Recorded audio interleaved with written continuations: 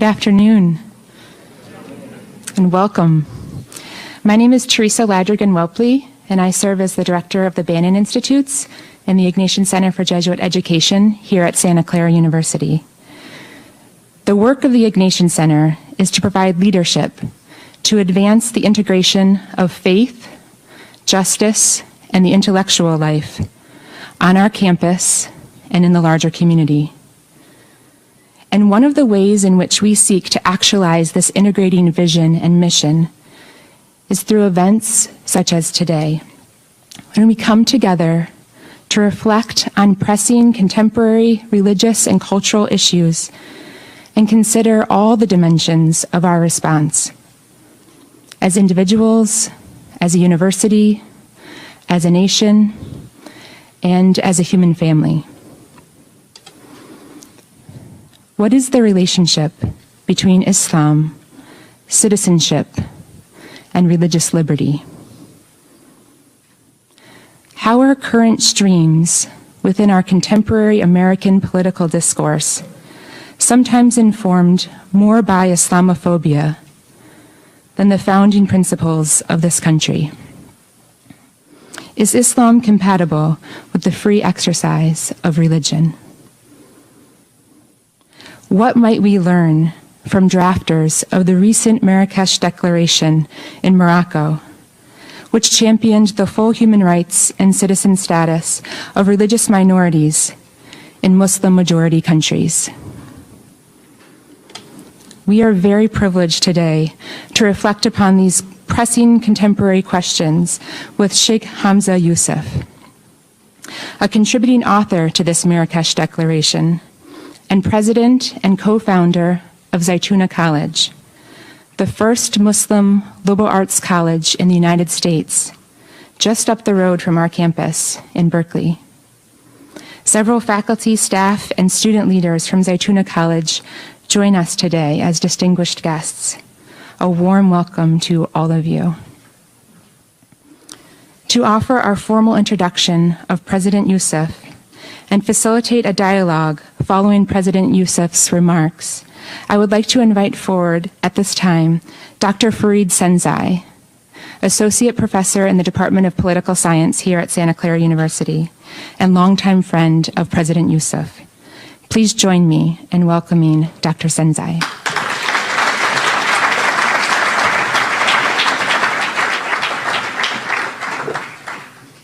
Thank you, Teresa. It is an honor and a privilege to welcome all of you here this afternoon. Our discussion today on Islam, citizenship, and religious liberty couldn't be more timely. Today, the relationship between Muslims and non-Muslims is at an important crossroads, a time when tensions are high and the very place and identity of Muslims as citizens in America is being put into question. These are certainly troubling times, when 1 out of 2 Americans has an unfavorable view of Islam and Muslims, where 1 out of 3 feels that the civil liberties of American Muslims should be curtailed.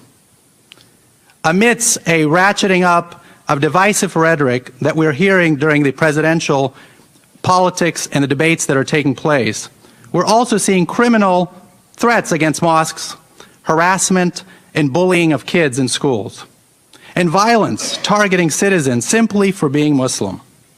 A time when speaking Arabic will get you kicked off a plane. Or for instance, the North Carolina man that used force against a Muslim woman on an airplane, he walked up to her and said in effect, "Take that hijab off, take that thing off. This is America." The man then proceeded to pull the hijab off of the woman, leaving the woman's entire head exposed. These are indeed troubling times.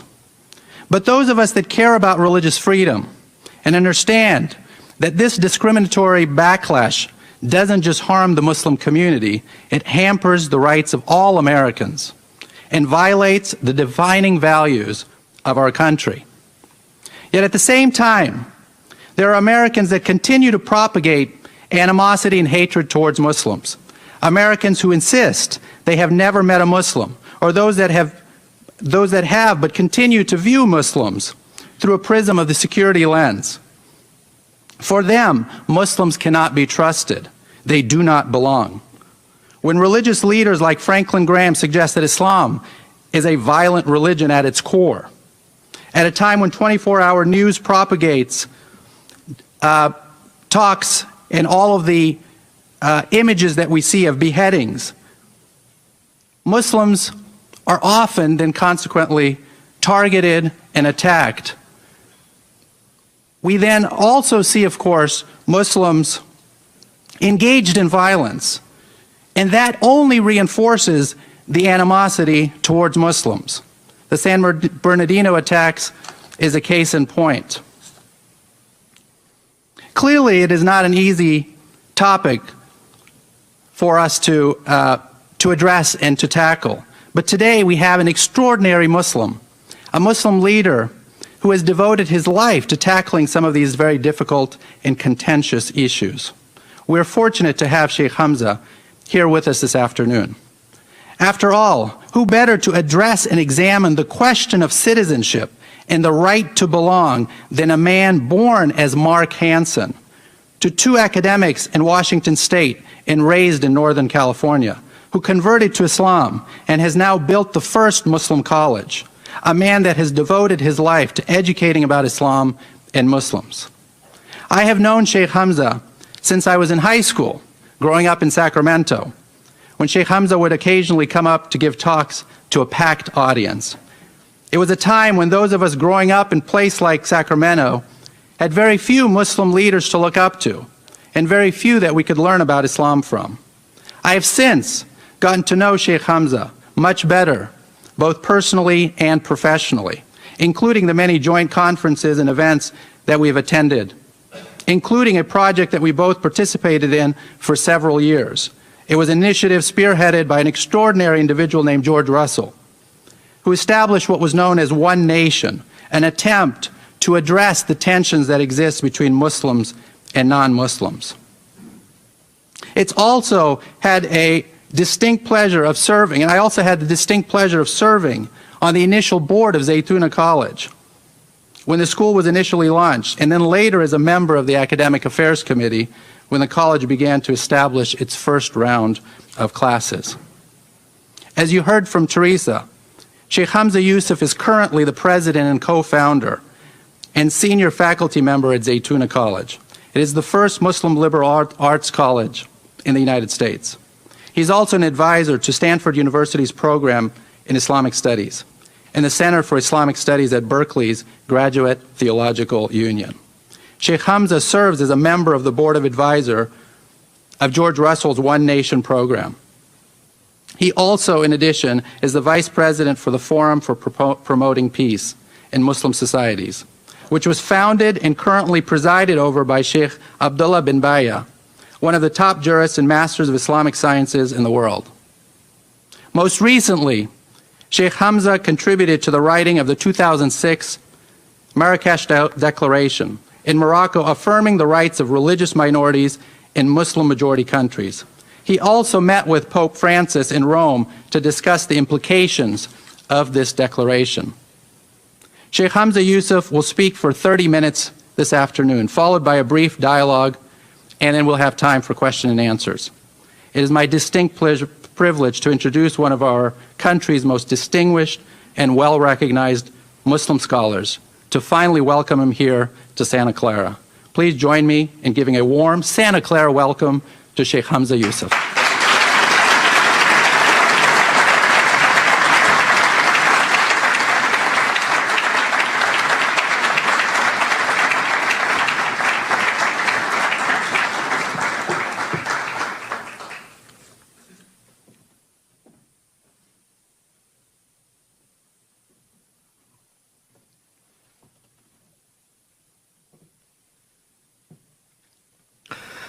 Bismillah ar-Rahman ar-Rahim. In the name of God, the most merciful and the most compassionate. Alhamdulillah, praise be to our Lord, and peace and prayers be upon our Prophet and upon all the Prophets. First of all, I really want to thank the college for the university for inviting me. The Bay Area is I think, one of the intellectual hubs of the United States. We're also a very odd assortment of ideas. Some of the craziest ideas come out of California, but also some of the most interesting and progressive. Just to give you an example, I was inspired by the fact that we had the largest solar installation in the world back in the late 70s. And out of just passing by there one day, I was so inspired by it that I asked a friend of mine to see what it would take to get Mauritania completely energy independent with solar panels. And he did an incredible project for me, and I ended up presenting that to the government in Abu Dhabi. And from that came the largest solar installation in West Africa, which is in Mauritania, which is providing 10% of the energy to the state of Mauritania. And we opened that 2 years ago in Nouakchott. As you fly into Nouakchott, you see just this incredible, massive array of solar panels. My point being that California is an inspiration for some of the most creative thinking that we have. And it's the Bay Area in particular is a place where I grew up. And I think in many ways my religious understanding is informed by my early experiences in an incredibly tolerant place. Our main city is named after St. Francis, who is attributed by the Franciscans with ending the Crusades, and actually met with the Muslims in Egypt, and they were very impressed with St. Francis. He convinced the Pope to allow, instead of going on crusades, to allow people for penance to actually make a pilgrimage to Assisi, where he was. We're also a state that's named after saints, despite the fact that in many ways we're probably one of the most sinful places in the world. But those saints, like Santa Clara, are reminders, nonetheless, of what this state was founded on. It was founded on a deep and profound religious belief from people that brought a great religion to people that, I mean, these are all arguable and debatable points today, but in many ways benefited from that tradition. So I want to talk about citizenship, which is an interesting concept, because in the Islamic tradition, citizenship, the actual word in Arabic for citizenship is muwatana. And a muwatan is a citizen. Watan is the place you're born. And historically, citizenship is conferred upon people based on birth. You can be naturalized, but it's a birthright. If you're born in a place, historically, you are a citizen of that place.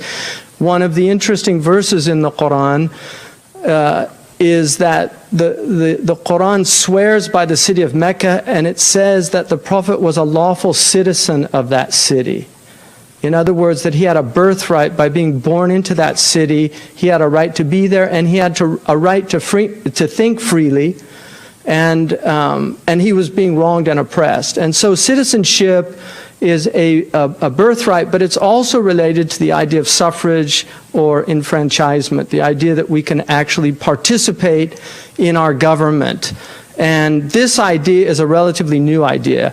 Arguably, the Greek concept of citizenship does not have a lot to do with the modern concept of citizenship, because it was for free Greek males in a society that was largely driven by a slave labor force, and women were certainly not part of the citizenry.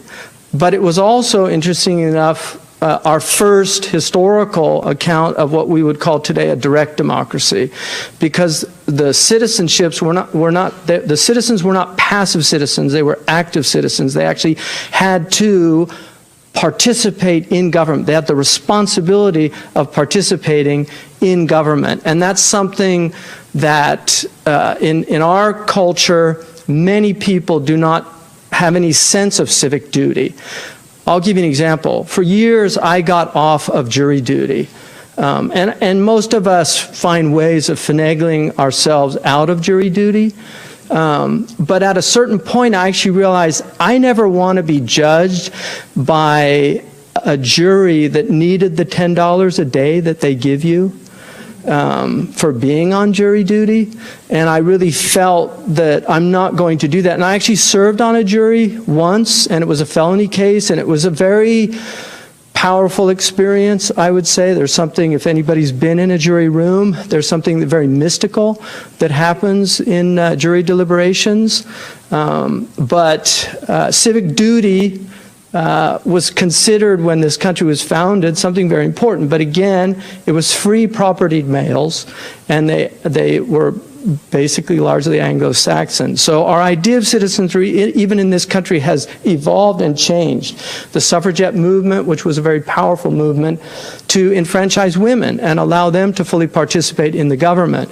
The idea, and this is a Kantian idea, oddly enough, as well, as enlightened as he was, the idea that a citizen should be somebody who was actually independent and not an employee, an employer. They should be independent in their means in order for them to be involved in government, because they would have more of a sense of obligation, and they had more responsibility and more concern about the government because it would affect them. And they didn't feel that people that were uneducated or were not propertied or were not independent should be involved in making decisions that would affect laws that would in turn affect those people that were independent. So this was a debate. My point in all this is that citizenship has been it's a debated term, it's a contested term to this day, what it means to be a citizen, what are the rights of citizenship, what are the obligations, the duties. We have a Bill of Rights, but we don't have a Bill of Responsibilities. In the Muslim world, you largely had what was known as al-hakim and al-mahkum, the ruler and the ruled. The idea of being a subject was the normative experience for most people in most parts of the world for centuries. And this was certainly the case. However, in the Muslim world, just like in feudal Europe, most people did not experience a type of intrusive government in their lives. In some ways, today, the government is far more involved in our lives than they were in pre-modern societies. Leisure time in pre-modern societies was much greater. I'll give you an example. I lived with Bedouin in the Saharan desert. And the Bedouin are completely free people. They are self-governing by and large. They live in tribal units. Their lands, even nomadic people's lands, are very well known and demarcated. They know if people infringe upon their lands, it'll create conflicts over water and other natural resources, like grass, because grazing rights are very important to that. One of the things the Prophet said is people share grazing. So the right to graze your animals is kind of a universal right in the Islamic tradition. But many parts of the world, peoples lived without governments. When you get into any type of sophisticated societies, you need laws to govern those societies.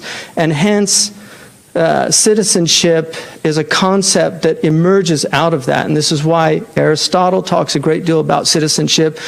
He, in fact, talks about the three ways of being in the world, of being a slave, of being in a type of infantilized condition, which he would place women as the third, not the children, but as the third category, which is a citizen. So he actually used the woman as an example of a citizen in the family, because she was under the authority of the husband, but the relationship was more of a relationship of mutuality as opposed to a type of dictatorship. The children were in a situation of a benevolent despotism, and then the servants were in the situation of slavery. He argues that these are the three ways that human beings exist in the world. They exist as citizens, they exist as subjects of benevolent dictators, which is the father and the mother who are caring for the children and decide for them. And then he looks at the third category, which is the slave that has no rights or authority in their own lives. They're simply dictated, so it's a type of dictatorship that they're under. In our culture, we in many ways reflect what Epstein calls congruence theory, because one of the things that strikes many immigrants that come to this country, particularly friends of mine that have come from the Muslim world, is that they're always struck by the idea of giving children a lot of choices. So for instance, I have Arab friends that cannot believe that American parents will ask their children what they want for dinner. Because in many, many cultures, the children are subjects. They simply get dinner and they have to eat it. Whereas here, what would you like for dinner, dear? Now, interestingly enough, according to Epstein and congruence theory, that is necessary for a democracy to thrive and survive. Why? Because what he says is that governments will only work to the degree with which the system of government permeates the social institutions of the society. So if you have dictatorships, you need dictatorial parents. If you have dictatorships, you need dictatorial doctors. You go to the doctor, you're not going to have a conversation with him about what you think the best approach to this problem is because you've Googled it and read all about it. It's not going to happen in a lot of places in the world. They're going to get upset about it. And the same with the teachers. I have a friend from, I'll veil the country with charity, but he was in a Muslim country, and he told me when he was a young boy, the teacher was telling him the pig is haram. And he raised his hand and he said, "Why is the pig haram?" And he said that the teacher came up to him and said, "Put out your hand," and he whacked him. And he told me that he learned never to ask a question from that day forward. That makes perfect sense, according to Epstein, for a society to have a dictatorship or a tyrannical government. You have to replicate that behavior in all the social institutions so that the people, in turn, internalize these ways of being. If you want to see one of the most extraordinary talks you'll ever see, I would watch James Baldwin's debate with William Buckley at the Oxford Union. And one of the things James Baldwin says is that very early on, a black child learns what it means to be black in America. But he says what also happens is that white people learn what it means to be white in America. That a lot of us are unaware of how we internalize social systems that dictate to us ways of being. And what he argues in that debate and why it's so powerful is that white people are as much a victim of racism as black people are. That he got the longest standing ovation, according to the BBC man, that he'd ever seen at the Oxford Union after that address. So Epstein's argument is very relevant to our situation now in the Muslim world, which has social institutions that are unfortunately very tyrannical. People, unfortunately, associate that with Islam and think somehow this must be Islam because they're all Muslims and all those governments are horrible. They tend to forget that, for instance, in West Africa, Senegal is a democratic government. Senegal is actually an incredibly liberal society with their religious conservatism. They are a very wonderfully functioning society. Just recently, they refused a visa to the Sheikh al-Azhar from Egypt because the Sheikh al-Azhar gave a stamp of approval for the Sisi coup, and they said, we're a democratic society, and we don't want a religious leader that sanctioned a coup because it threatens the security of our government. So there's an example of a Muslim state that's democratic, that does not function as a tyranny or a despotic state, but people don't know about it Malaysia is another example of an incredibly multicultural society that has Islam as the constitutional religion, despite the fact that it has Hindus, it has Buddhists, it has animists, it has what are called the orang asli. You know, orangutan in Malay language means jungle man. Orang is man. So orang asli are the original people, the Aboriginal people who live in the jungles. They're animists. They're in Malaysia.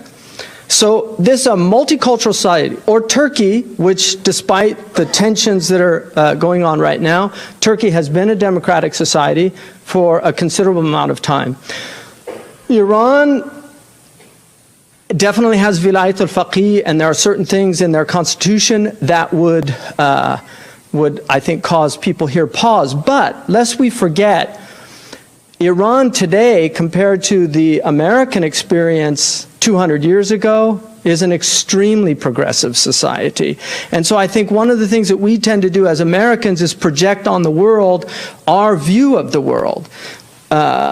When we were Christian, we had a civilizing enterprise of proselytizing Christianity, and in particular Protestant Christianity, around the world. Hence we have the American University in Beirut. And the Protestants went around the Muslim world establishing these centers. Now that we're a capitalistic society, we go around with liberal democracy as the idea that we want to convert everybody to this. Very often we fail, I think because of our ethnocentricity, to actually see that other peoples have different ways of viewing the world. Some of those ways might be wrong as far as we're concerned, and some might be wrong, might be right or wrong. But nonetheless, they are the ways that they view the world. Many women in the eastern province of Saudi Arabia do not want to be liberated from the hijab. Now, there are people in critical theory which would say that's double consciousness. What we need to do is liberate them from their backward thinking. Again, this is the type of patronizing attitude that a lot of people in the West have about other peoples. We simply have to recreate the world in our own image. I was just in Japan, and I was stunned at the incredible deference that Japanese culture has to foreigners and to other people. I was in Tokyo walking around the city for 5 days. I did not hear a horn honk once. And when I asked one of the Japanese, "Don't people use horns here?" he said, "No, it's considered very rude." Man, I wish we would learn something about that in San Francisco, right? Because I have what they call a vasovagal response for the doctors in the room. You know, like I go through the roof if somebody honks the horn. My kidneys just literally go through the roof. So I really appreciated the quietness. And everybody was so, like, I held a elevator for people on a few occasions, and they run and say, "So sorry to keep you waiting," you know, and they're like bowing, and I'm like, wow, you know, that's for keeping the elevator door open, you know. What happens when you do really something for them? Really wonderful culture that I think has retained some of the beautiful things of traditional society. And in many ways, we in the West have lost many of these things because of the negative aspects of tradition. The Muslim world is still profoundly theocentric. Even secular Muslims we have words like goodbye, which used to mean God be with you. We don't really have the type of words in our culture that are informed from a religious perspective. My father constantly used Godspeed whenever he would say goodbye, because that was something that was said when he was a young man in this country. Godspeed, you know, go with God. The Arabs or the Muslims say fi amanillah, go with God. One of the things that's really interesting about you know, we called this rocket the Challenger. Muslims would never do that. I mean, calling a rocket the Challenger is, for a Muslim, insanity. They write things like, "May God be with us." You know, when you get on an airplane, on all the airplanes, it says like, "Bismillah, fi amanillah, alhamdulillah." They put like God's name and asking for a safe journey, not like Challenger. like, who are you challenging? Because, so the Muslim world is profoundly theocentric, and for that reason, Islam, and I was happy to see this in this week's Economist, Islam still must be part of the solution for any of the problems facing the Muslim world. In no foreseeable future can Islam be relegated in the way that much of religion has been relegated in Europe. Less so, but nonetheless to a large extent in America also. Islam is still central to the Islamic ethos. And for that reason, my teacher, Sheikh Abdullah bin Bayya, convened, and this took 5 years to get to Marrakesh. People think these things just happen overnight. It took 5 years. It began with a meeting 5 years ago in Nouakchott about citizenship. And the reason that he did this was he was so troubled about the debates about jizya. And jizya, for those who don't know about the Islamic tradition, jizya is the idea that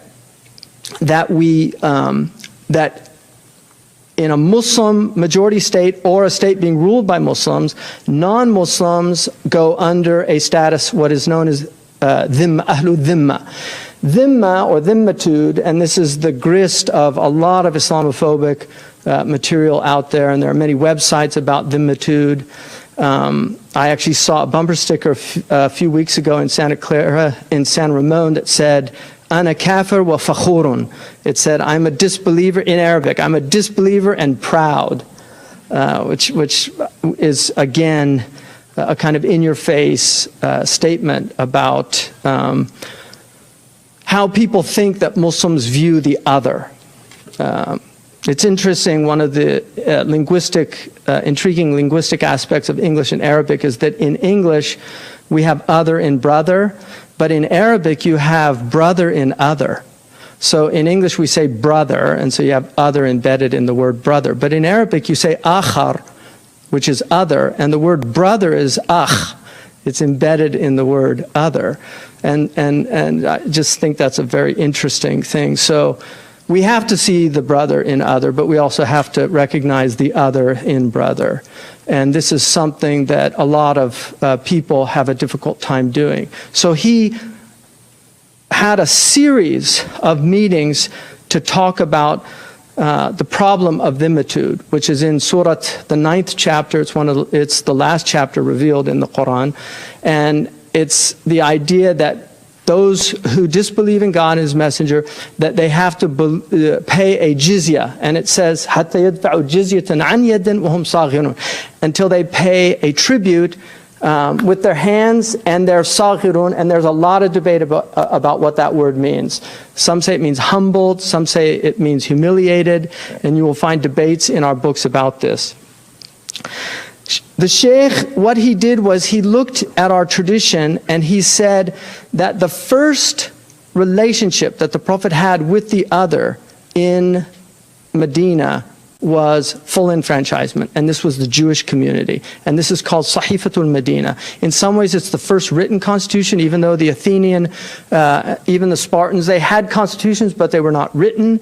And this is a case where the Prophet actually had a constitution written down, and in it the Jews are given full enfranchisement in the state to practice their religion and to have mutual defense. And they're entitled to their religion. They have their own religious courts and fulfill their functions. And so it was a full enfranchisement. They were not seen as less than the Muslims in that state. And most Muslims think that this was abrogated, but Fred Donner shows in his book on Islam, Muhammad and the Believers, that actually there were Jews on the Arabian Peninsula up until the 9th century, historically documented. Ibn Ishaq, who's the most famous biographer of the Prophet's life, says that Omar expelled the Jews from Medina that did not have the contractual agreement of the Medinan Charter. And so the Medinan Charter was maintained even after the Prophet's death, which means that it was not abrogated. So what Sheikh Abdullah bin Bayya argues in the Marrakesh Declaration and in the essay that he wrote to substantiate it as a jurist, he argues that citizenship is an Islamic concept, and that the Prophet Muhammad did enfranchise the Jews, and that this should be the model for Muslim states today. The OIC acknowledged this. Now, 2 points and I'll finish. One, the Ottomans already abolished jizya in the 1830s under Sultan Abdul Majid. And they did it with the Shaykh al-Islam and with the scholars at that time. It was agreed upon that this was no longer an appropriate relationship to have with minority communities in the Muslim state. This is all that Sheikh Abdullah is trying to do, is basically substantiate within our own tradition the normative practice of citizenship in the modern world. It's the one that makes the most sense. Now, people would say, well, why do you have to go back 1,400 years? Because Muslims believe that Islam is a revelation. And if you do not convince them from their revelation, many of them will not accept the UN Charter. It's as simple as that. They will say this is just the words of the kuffar, and we're not obliged to follow it. ISIS is a good example now of people that are reviving medieval attitudes that, and in some ways I take offense at calling it medieval because I've spent a good deal of my life reading medieval writers, and I'm always struck by how enlightened many of them were.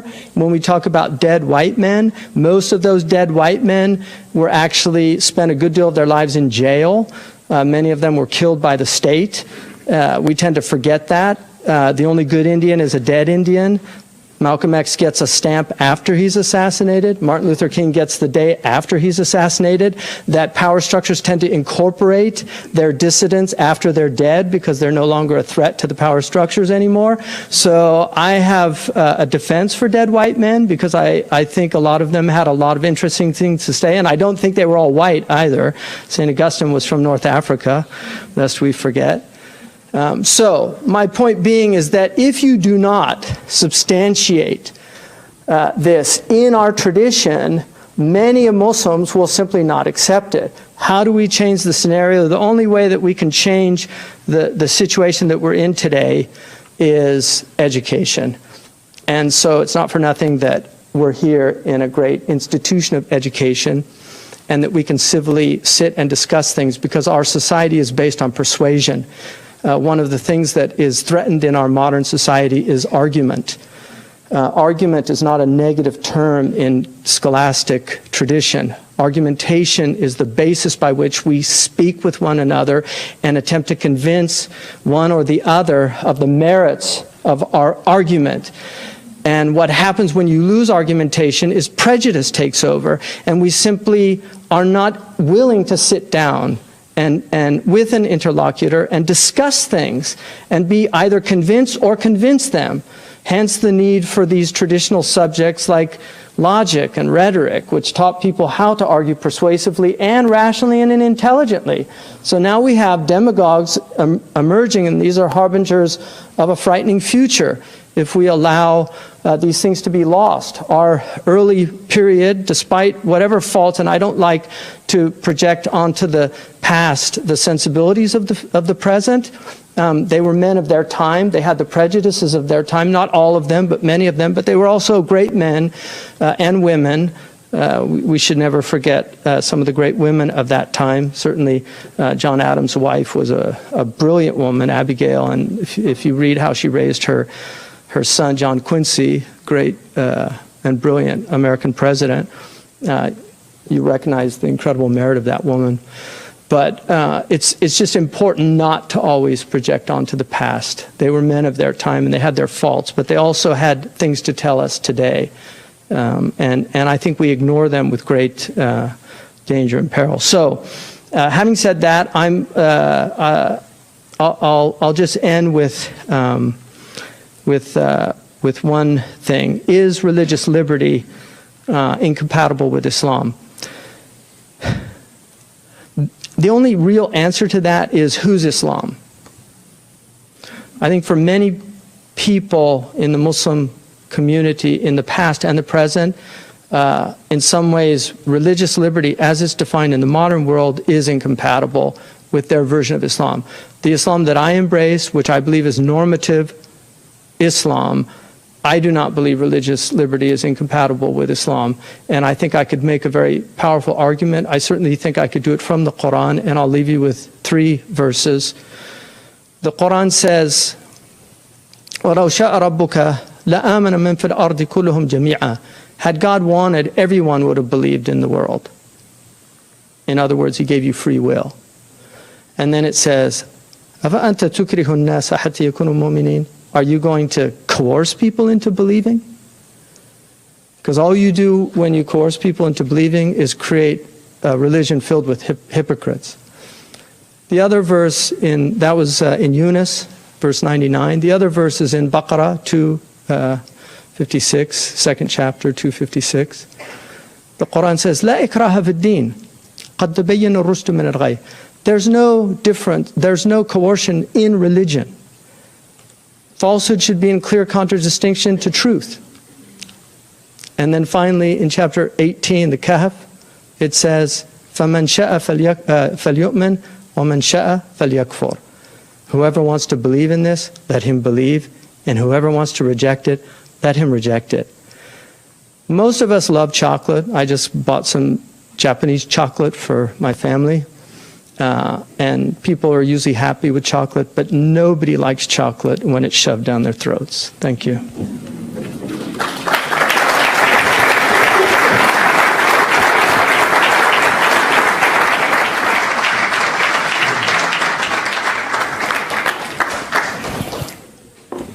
Well, thank you so much, Sheikh Hamza. I think a lot of questions were raised.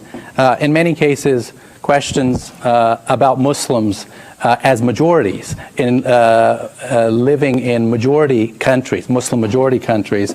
What I'd like to do in our discussion is talk about Muslims as minorities in the context of the United States. And within the United States, especially within the context of what we're seeing politically, can you reflect, could you reflect on the place for Muslims here in the United States as a minority community? Right. Well, first of all, we have to remember that Muslims have been here from the start. There's substantial historical evidence that's proven that at certain periods, about 1/5 of the slaves that were brought here were Muslims. We have handwritten Qurans from slaves. We have Arabic letters from slaves. Sulayman bin Ayyub is a good example of that. Prince Abdurrahim is another example of that the film was made. I think you were involved in that, yeah, with Michael Wolff. That's right. Right, Unity Productions. So we also have the earliest example of a white convert to Islam is George Bethune-English, who got his master's degree, which was the highest degree at the time, at Harvard. At Harvard, believe it or not, Harvard was teaching Arabic alongside Hebrew. And if you get the first edition, facsimile version, you can buy it, of Noah Webster's 1828 dictionary, hence we get the word Webster's dictionary, but that was the first American dictionary. He wanted to prove that English was from Arabic, from Hebrew, but he ended up feeling that there were actually more Semitic roots in Arabic that were related to English. So the book is filled with Arabic typography. And so he's got earth, ard, baby, baboos, cave, kahf. He shows all these Arabic words,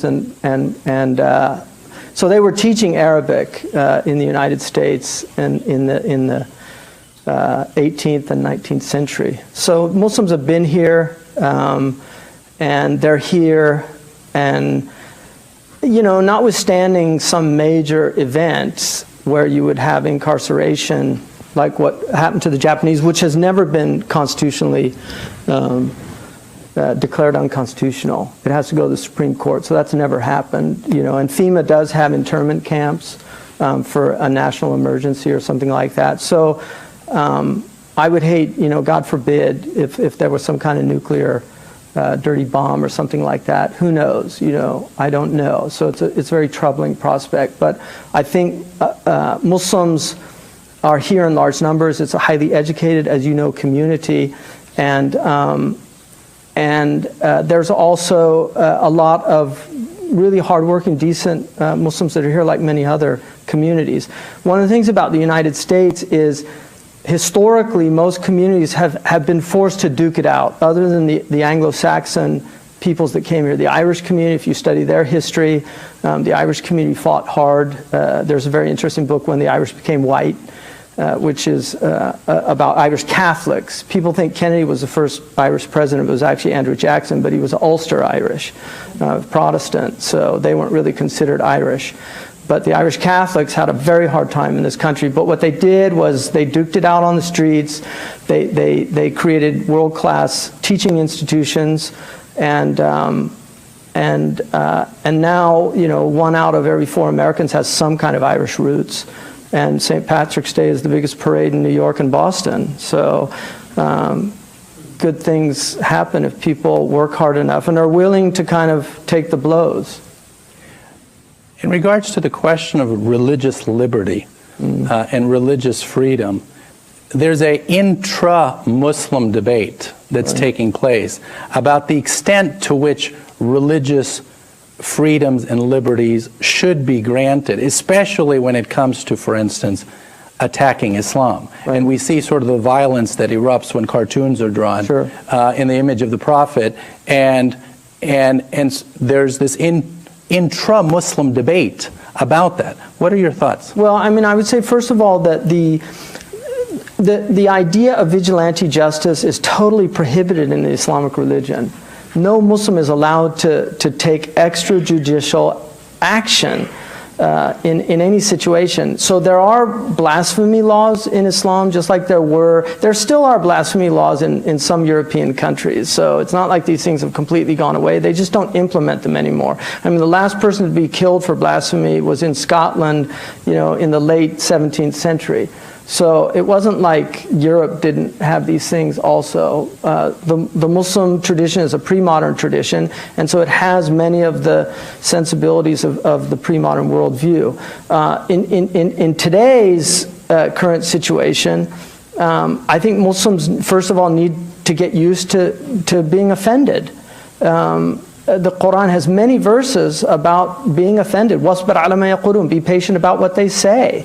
سَتَسْمَعُ مِنَ الَّذِينَ أُوتُوا الْكِتَابَ مِنْ قَبْلِكُمْ وَالَّذِينَ أَشْرَكُوا أَذًى كَثِيرًا. You're going to hear from the people that were given the book before you, meaning the Jews and the Christians, and the polytheists, much odious or noxious statements, and it says to be patient and don't get angry, and so there's a lot of things about just not getting angry. The Prophet once heard somebody call him mudhammam, which means, it's the opposite of Muhammad. It means blameworthy, because Muhammad means praiseworthy. And he said, isn't it interesting how God has removed my name from their tongues when they want to curse me? And he said, they're talking about somebody named Mudhammam, and my name's Muhammad. You know, in other words, they're not talking about me. And so those cartoons, anybody that says those cartoons were the Prophet Muhammad, as far as I'm concerned, is not a Muslim. You know, it's a beautiful, Magritte has a beautiful picture, and it says, this is not a pipe. And it shows a picture of a pipe, because we forget that the image is not the thing. And so if you make an image of something, it's not that thing. Those crucifixes, it's not Jesus on the cross. You know, and so any image that's made, especially if it's a caricature, it's certainly not our Prophet. It has nothing to do with our Prophet. And then Muslims have to ask themselves, have you contributed to the drawing itself? Has your behavior contributed to the perception of this religion? So when Muslims do heinous things, unfortunately, Islam gets blamed. And with Christianity, that's not the case, because we're in a society where Christians are fully enfranchised. I know some people would debate the war on Christmas and things like that, but Christians are enfranchised. So when one Christian does a crazy thing, all the Christians aren't blamed for it. But unfortunately, we're not in a situation where Muslims are fully enfranchised in this country. So when one Muslim does a crazy thing, Islam is blamed for it. I mean, a lot of these people clearly have mental illness. I mean, the man that flew the plane into the IRS building after writing a serious political screed, you know, he was just considered a crazy white guy. But if his name was Muhammad, that would have been a terrorist act. It's as simple as that. So, the Arabs say your preposition works and mine doesn't, Like you have different grammatical rules than I do. Santa Clara University, as you know, is the oldest institution of higher learning in California. It's grounded in the Jesuit tradition of educating citizens and leaders of conscience and compassion to build a more just and more humane world. Can you reflect on your mission at Zaytuna College, especially within the context and rooted in Islam? What are your hopes in achieving in embarking on this initiative? I mean, I would say that the Catholic and the Islamic tradition share a lot of things. The central thing that they share is a profound dedication to education. But another thing they share is a profound dedication to the instrumental arts. By art here, I mean power, the ability to do something. Historically, the instrumental arts in both art traditions were the language arts and the number arts, the qualitative and quantitative reasoning. And so in the language arts, it was grammar, logic, and rhetoric. There's a wonderful fresco by Botticelli of a student being led into the other 6 liberal arts by grammar. And it's personified as a beautiful woman, and overlooking them is prudentia, or wisdom. And one of the things that we don't realize is that language is incredibly complicated. When we speak, I mean, I was in a hotel recently, and we asked for, somebody asked me what I wanted. I said an omelet with everything except the meat. And so the omelet came with everything, with nothing but the meat. And the reason is the person's English was limited, and the concept of an exception, using except, is actually a complicated concept in language. Like had they said no meat, it's very clear, but to say except meat will confuse somebody who's not a native speaker sometimes if they don't know the language. So we don't realize how complicated language is. And historically, on Christian Doctrine by St. Augustine argues that you have to learn the liberal arts in order to read Scripture. One of the crises in the Muslim world is that the liberal arts are no longer taught. And so people are reading Scripture without the liberal arts. If you don't know what a conditional sentence is, you should not be reading Scripture other than as a devotional practice. But if you think that you can derive knowledge or wisdom from it, you're going to get in serious trouble. And there are many things in the Quran that are highly nuanced. In the Islamic tradition, the last book that you read in our scholastic tradition is a 2-volume work. And I showed Graham Wood this book, who studied Arabic at Harvard, who wrote the article for The Atlantic.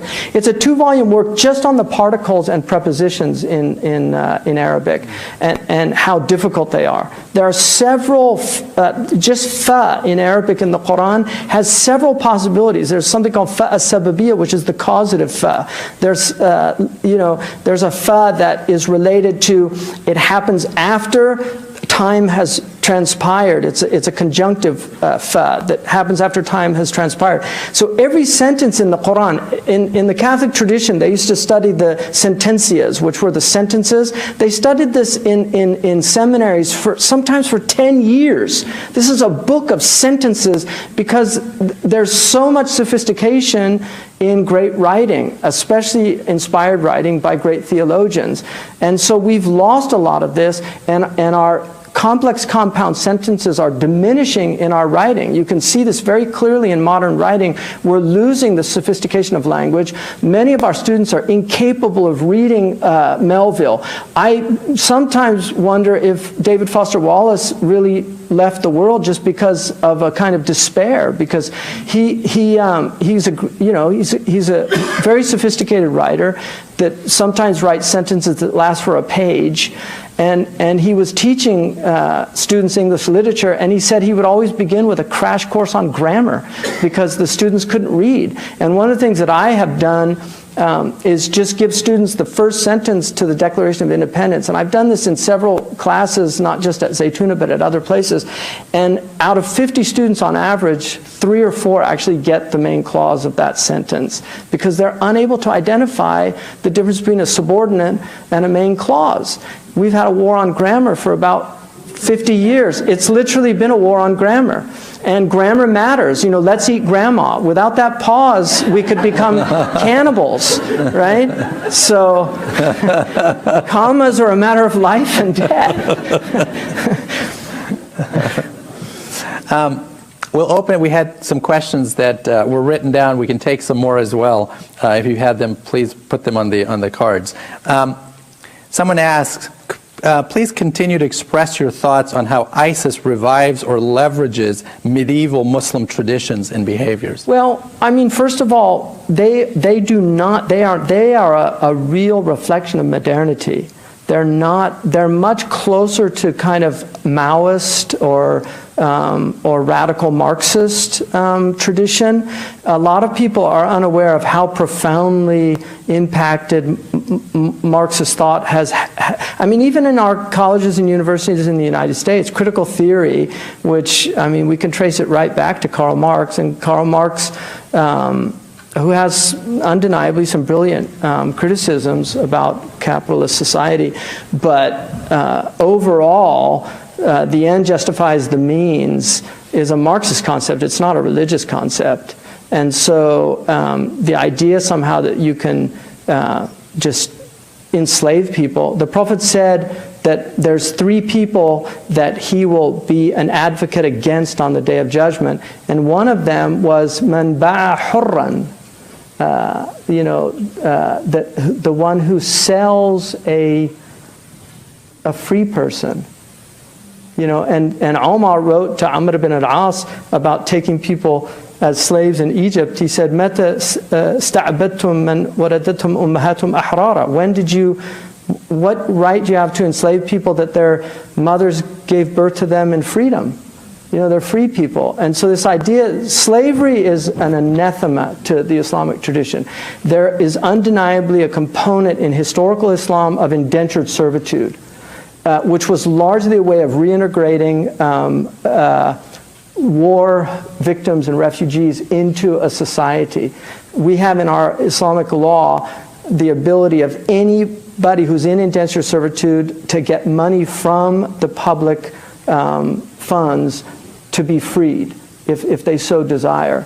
And so this idea of modern chattel slavery has nothing to do with Islam at all. And so what these people are doing is not medieval in Dark Ages. It is a gross distortion. And I'm not going to deny that I've spent enough time in pre-modern books to know that there's some really weird stuff in pre-modern tradition. But I could take the Jewish religion, Numbers 31. If you go into the city, kill every male, even the little ones. You know, kill the girls who have known intimately men, and take the girls who have not known men intimately for yourselves, right? Which was concubinage. So that's in the Bible. There's things that are in our pre-modern text, but you'll find in the Islamic scripture, you will not find, there's nowhere where there's racism.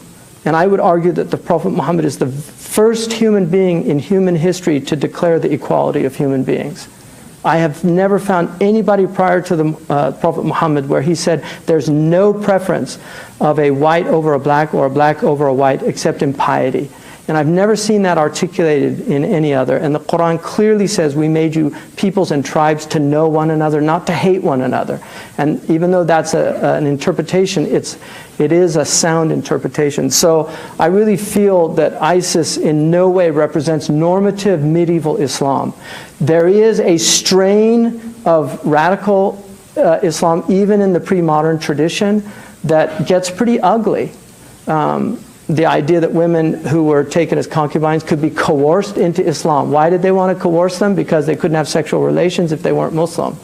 So you'll find the fuqaha talking about these things, but those things are relics of the past, and they should not be revived in the modern world. Somebody asks, it's been said that Muslims and blacks are people that have been oppressed here in the United States historically. And Muslims are the target today. Do you think there are currently any initiatives in which these two communities or two groups work together. I mean, first of all, I would say anybody that can make a statement like that knows nothing about black history in this country. The Muslims have in no way any comparison to what the African American people went through, or the Native Americans, or even the Chinese Americans. So, you know, or Japanese Americans. I mean, I could go on, but, you know, we're doing relatively well, let's face it. You know, I mean, you know, so you get some rude remarks, you know, welcome to America. You know, I mean, I'm sorry. Like, I mean, we've got a front runner out there who just is as rude as can be, and everybody loves him. So, you know, Americans like rude people sometimes, I guess. I don't know. But, I mean, I just think it's an odious comparison, personally. I really do. What's down the road, I don't know. Like, I'm troubled definitely by the rhetoric, but I think there's still an incredible number of very decent Americans that are troubled by what's happening. And I'm also very wary of polls. I really am, because, you know, my own experience, I've had the brunt of anti-Muslim thing, but it's a good thing also to experience prejudice sometimes, you know, because it gives you empathy. I mean, one of the things the Bible says is, do not vex the stranger or oppress him, for you too were strangers in the land of Egypt. So it's sometimes, to inculcate empathy, we need to go through what other people go through to be more appreciative. One of the things that the immigrant community failed to do is to really help the African American Muslim community. That was, I think, an egregious short-sightedness, ethically and pragmatically. Here's a question to you personally. Could you share the story of your own personal decision to convert to Islam? For me, you know, my mother raised me, even though my great-grandfather built the Greek Orthodox Church that's on Valencia, and there's a plaque with his name on it. And I was actually baptized Greek Orthodox. I went to Catholic schools. My father was Irish Catholic. But my mother did tell me that religion is largely arbitrary. You tend to have the religion that you were born into, and so don't think just because you were born into this religion, it's the only truth out there. So she kind of raised us with that idea, and she took us to various religious communities. I went to a mosque when I was 12 years old in Redwood City. She took us to a mosque to experience, you know, a mosque. I actually did wudu and prayed with the congregation. So she took me to synagogue. She took us to a Hindu temple. So I read the Quran when I was 17, and after reading several different scriptures, and the Quran was the one that really resonated with me, because one of the things I really liked about the Quran was I got all the prophets that I grew up with,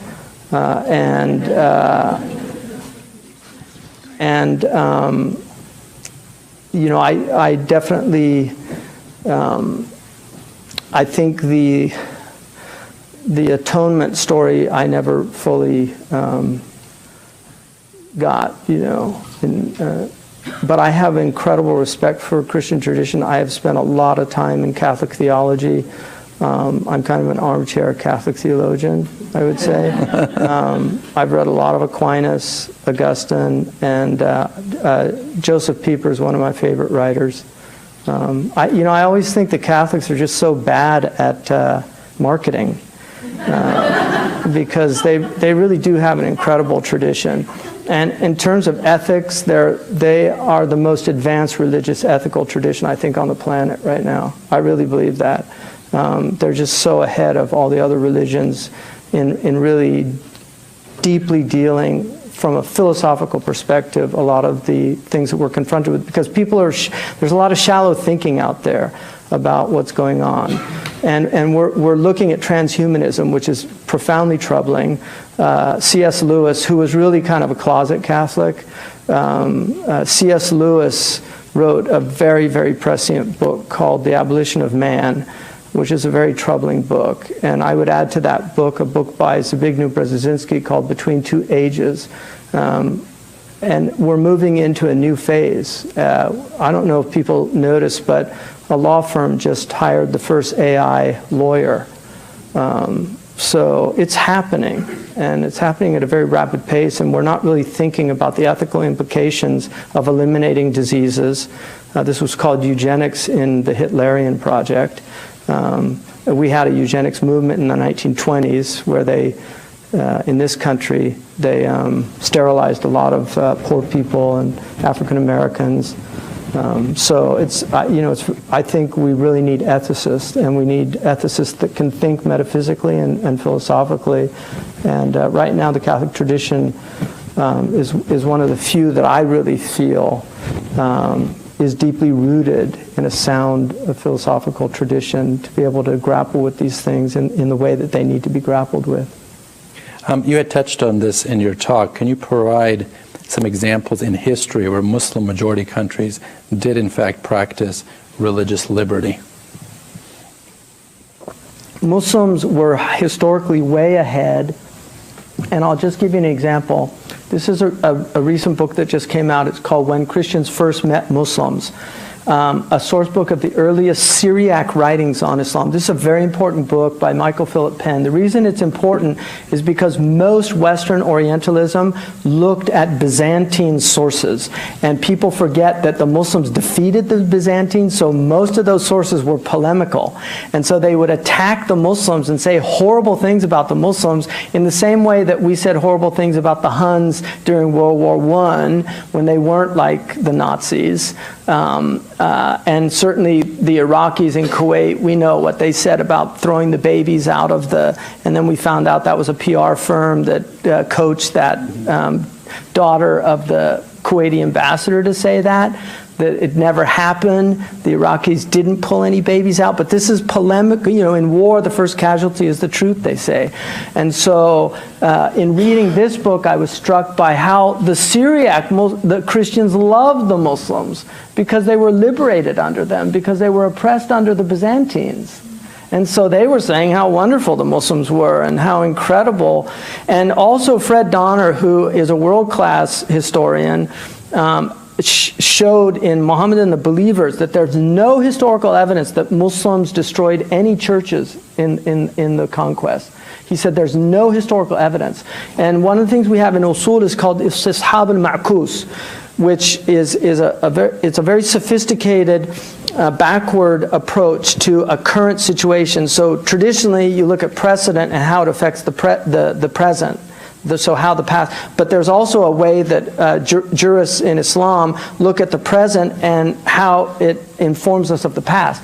The fact that these great churches existed in Iraq for 1400 years and the Christians precede the Muslims in those places is proof that the Muslims always honored those. So the destruction of these churches is completely alien to the Islamic tradition. The Muslims did not forget their religion for 1400 years and then this enlightened group called ISIS suddenly realized here's the true Islam that we're going to implement. It's just complete nonsense. So these great churches that have been destroyed, this is one of the greatest crimes in our history.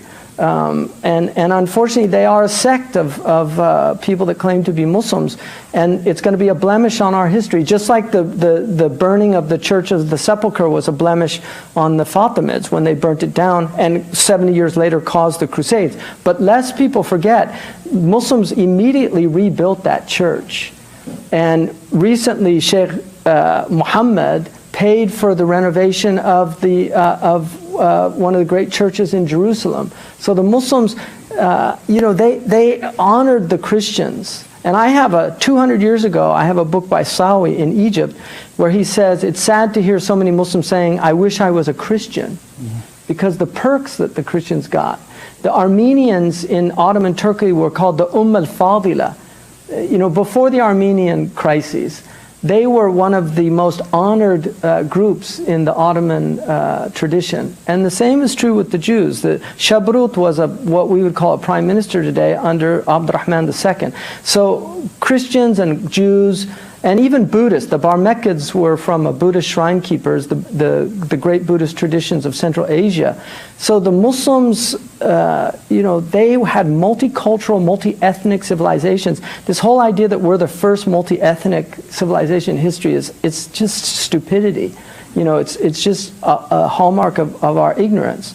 And they're undeniably, I would argue that America is probably the most progressive civilization in human history in terms of legislating non-discriminatory law.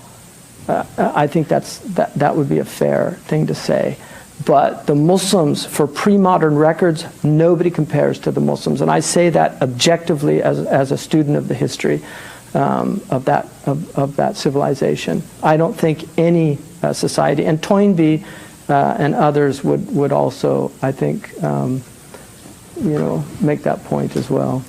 In terms of the context of what we see today, both within many Muslim countries, as well as the tensions that exist in the United States and the amount of Islamophobia that continues to exist in this country, and in many ways is getting worse. What are your thoughts about this context, and are you hopeful for the future? I think Islamophobia is a problem globally. I think it's a problem in Muslim countries. I mean, there's a lot of fear that the rulers have of kind of awakening that comes from Islam, because Islam has a profound justice-based element in its tradition. But as far as I'm concerned, I think overall the Muslims are doing relatively well in this country. I think we have dropped the ball. I think we dropped it after 9/11. I made arguments for preempting this stuff. You were in that meeting we had 16 years ago, where I made these arguments about getting a national organization and to start dealing with the anti-Muslim rhetoric that's going to emerge in the coming years. That's right. And nobody listened to me at that time. So, Cassandra was cursed with seeing the future but not being listened to. So it's kind of a bummer, but that's the way things turn out. So in terms of what I see, I see if Donald Trump gets elected, I think it could be very problematic for the Muslims. I think if Hillary gets elected, Huma Abedin might end up being the chief of staff at some point. So I wouldn't say I'm hopeful.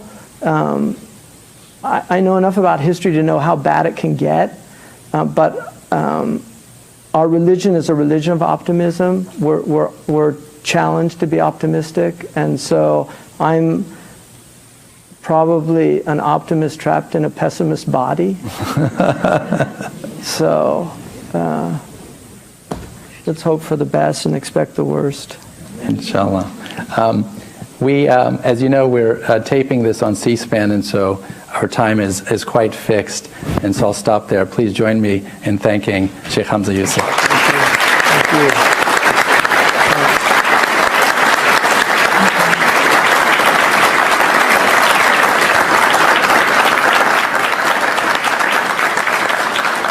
Sheikh Hamza, on behalf of Santa Clara University, we just want to extend our deep gratitude for your presence with us and your thoughtful engagement and reflection and entering into dialogue with our community. And thank you, Fareed, for your facilitation, and also to all of you for coming today to participate and for your thoughtful engagement. Please join me in thanking once more our guest. Thank you.